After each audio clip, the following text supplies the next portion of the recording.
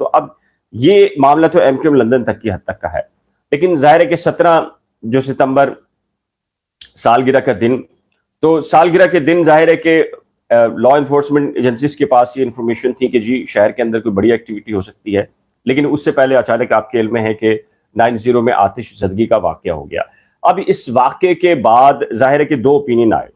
ایک M Q M London کا تھا۔ ایم کیو ایم لندن نے بہت کلیئر انداز میں کہا کہ دیکھیے جی 22 اگست 2016 کے بعد سے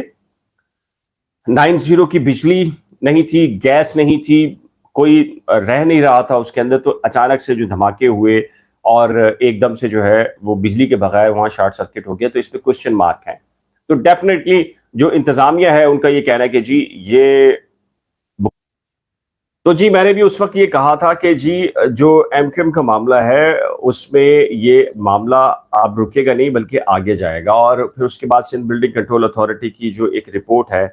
وہ بھی کہا گیا کہ جی بننے جا رہی ہے، اور اس رپورٹ کے بعد سارے معاملات ہو جائیں گے۔ اب ظاہر ہے کہ خورشید میموریل ہال کا معاملہ ہے وہ اب اچانک سے سامنے آ گیا ہے، تو ظاہر ہے کہ ایک طرف سے واضح طور کے اوپر اشارے موجود ہیں، اور وہ اشارے اب کام کرنا شروع ہو چکے ہیں، اور وہ ایگزیکیوشن جو 22 اگست 2016 کو شروع کی گئی تھی اس پر عملی جو اقدامات ہیں وہ مزید اب آگے بڑھائے جا رہے ہیں۔ لیکن ایک بڑا کوسچن مارک ہے، کوسچن مارک یہ ہے کہ کیا پاکستان پیپلز پارٹی، ظاہر ہے کہ اس سے ہر وہ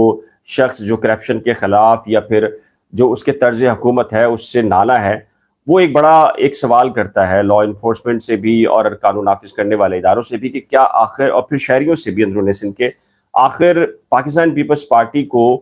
سندھ کے اندر کوئی دوسری اپوزیشن جماعت کون سی ہو سکتی ہے جو کہ اس کرپشن کے خلاف آواز اٹھائے یا پیپلز پارٹی کی حکومت کا خاتمہ کر کے کوئی متبادل طور کے اوپر فورم موجود ہو۔ کیونکہ ہم ابھی سانگڑ گیا ہوا تھا، میں اور ہمارے دوست فاروق سمیع اور ارمان صابر بھی میرے ساتھ تھے، تو وہاں کے لوگوں نے یہ بتایا کہ جو وہاں سے مائیگریٹ کر کے شہر آ چکا ہے یا روزگار کے لیے آیا ہوا ہے، اس کو بھی ووٹ ڈالنے سے پہلے 15 دن پہلے اپنا جو شناختی کارڈ ہے وہ اس کو وہاں پر جمع کرانا پڑتا ہے۔ اور کیوں جمع کرانا پڑتا ہے؟ کیونکہ ظاہر ہے کہ اس کی جو زمین ہے، گھر ہے،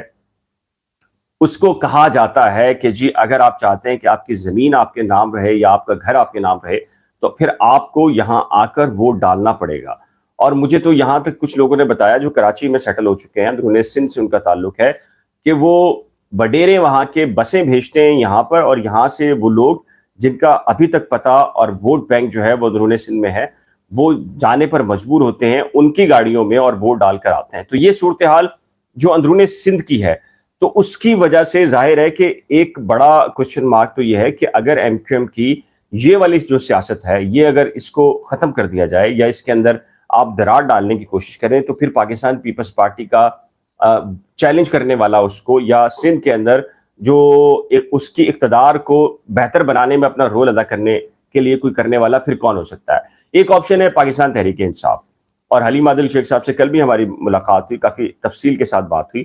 تو اب پیپلز پارٹی کا مقابلہ کرنے کے لیے کہ کیا تحریک انصاف متبادل ہے؟ دیکھیے تحریک انصاف کے حوالے سے ہم نے جو ان کے سامنے بھی کوشچن رکھے،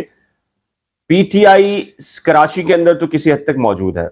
لیکن کراچی والے اس سے کتنا حد تک خوش ہیں وہ بہتر کراچی والے خود جانتے ہیں، اور کمنٹ سیکشن میں لکھتے بھی ہیں کہ کراچی والے پاکستان تحریک انصاف کو 2013 سے 2018 اور 2000 اب بھی یعنی کہ 22 کے اندر بھی جو ضمنی الیکشن ہو رہے ہیں اس میں مسلسل پی ٹی آئی پر اعتماد کر رہے ہیں، لیکن پی ٹی آئی ان کے اعتماد پر پورا نہیں اتر رہی، وہ ڈیلیوری جو کرنی چاہیے پی ٹی آئی کو وہ نہیں کر پا رہے، اس کے جو ایم این ایز اور ایم پی ایز ہیں وہ کراچی کی آواز کو نہیں اٹھا پا رہے۔ فردوس شمیم صاحب کا معاملہ تو یہ ہے کہ وہ کہتے ہیں کہ جی کے الیکٹرک سب سے بہترین کام کر رہی ہے، تو اب کے الیکٹرک اگر سب سے بہترین کام کر رہی ہے ان کے مطابق تو پھر باقی رہ کیا جاتا ہے؟ کراچی کے ایشوز کے اوپر پی ٹی آئی کراچی نے اب تک کوئی مؤثر قسم کی نہ کمپین چلائی ہے نہ کوئی معاملات کو ڈسکس کیا ہے، تو پھر اگر پی ٹی آئی متبادل، اگر این ممکن ہے کہ جی ڈی اے اور دیگر اپوزیشن کی جماعتیں ملا کر بھی پاکستان تحریک انصاف سندھ کے اندر اپنا وزیر اعلیٰ این ممکن ہے 2023 کے اندر کو جو الیکشن ہو اس کے اندر قریب پہنچ بھی جائے، تب بھی یہ کیسے ہوگا کہ جو شہری سندھ ہے اس میں پی ٹی آئی جو ہے وہ ڈیلیور کرے؟ ہمیں یہ نظر نہیں آتا۔ اب اگر بات کر لی جائے پی ایس پی کی، تو ظاہر ہے کہ پی ایس پی تنظیمی سٹرکچر موجود ہے، لیڈرشپ موجود ہے، لیکن عوامی حمایت اس طرح موجود نہیں ہے۔ ابھی ایک کوشچن کیا کہ جی جماعت اسلامی تنظیمی سٹرکچر موجود ہے، لیکن ایک بڑا کوشچن مارک ہے کہ کیا پاکستان پیپلز پارٹی جو کہ اس پورے سسٹم کے اندر اپنی جڑیں مضبوط کیے ہوئے بیٹھی ہے،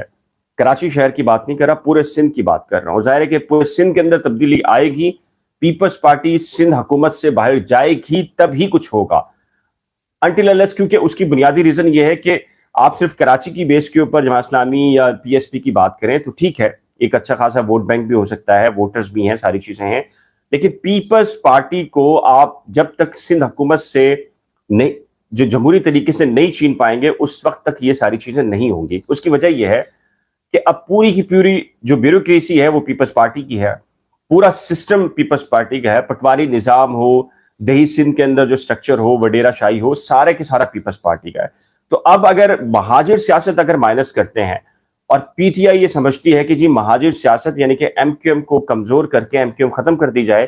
تو پھر ایسی صورت کے اندر ہمیں وہ پھر متبادل سیٹ اپ نظر نہیں آ رہا جو کہ پیپلز پارٹی کو ایک ٹف ٹائم دے سندھ کے اندر،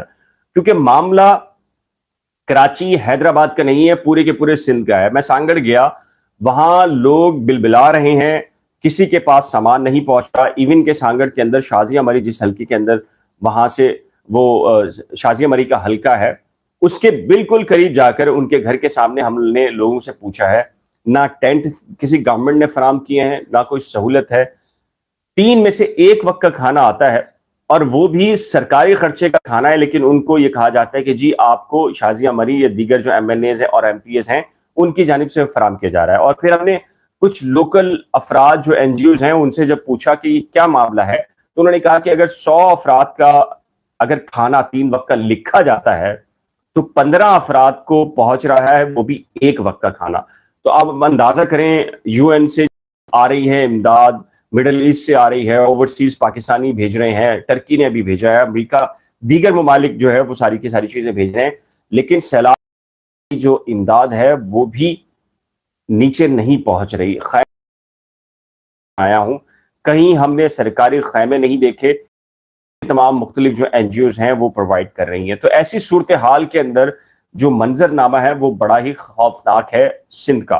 اور جیسے ہی ہم کراچی شہر کی بات کرتے ہیں تو کراچی شہر ظاہر ہے کہ ایڈمنسٹریٹو بھی جو ہے سندھ سے باہر نہیں ہے، سندھ ہی کا ایک حصہ ہے، اور جو بھی اس کے اثرات آنے ہیں، کراچی کی بہتری ہونی ہے، وہ سندھ حکومت سے ہی منسلک ہے۔ اب ظاہر ہے کہ پھر دوبارہ سے اس طرف کی بات کر لیتے ہیں کہ ایم کیو ایم، موجودہ ایم کیو ایم پاکستان بہادر آباد، ان میں یہ ظاہر ہے کہ یہ کوشش ضرور ہوئی ہے کہ جو اینٹی پاکستان جو ایلیمنٹ یعنی کہ جو اندرون سندھ کے اندر پایا جاتا ہے سندھ دیش کی صورت میں، اس کو کاؤنٹر کرنے کے لیے ایم کیو ایم پاکستان کو مضبوط کیا جائے،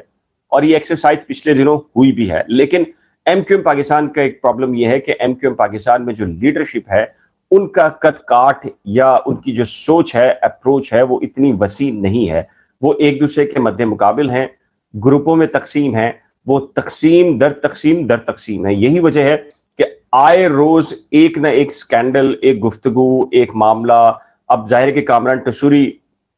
کو واپس لینا، اور جس کی وجہ سے ڈاکٹر فاروق ستار صاحب کو آپ نے نکال دیا تھا پارٹی سے، اور نہ صرف واپس لینا بلکہ ڈپٹی کنوینئر بنانا، اور اس کے بعد ظاہر ہے کہ اب ایم کیو ایم کے اندر خود ایک رفٹ آ گئی ہے، اور تحریری شکل کے اندر بھی ایم کیو ایم کی بعض جو لیڈرشپ ہے اس نے کہہ دیا کہ اگر کامران ٹسوری کے حوالے سے فیصلہ واپس نہ ہوا تو پھر وہ تنظیمی سٹرکچر سے نہ صرف الگ ہوں گے بلکہ جو قومی اسمبلی کی سیٹیں ہیں وہ بھی لوز کر جائیں گے، اس سے استعفیٰ دے دیں گے۔